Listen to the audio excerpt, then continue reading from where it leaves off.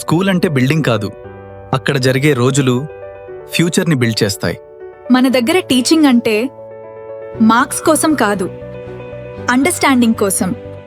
Individual కేర్తో communication, activities, daily practice.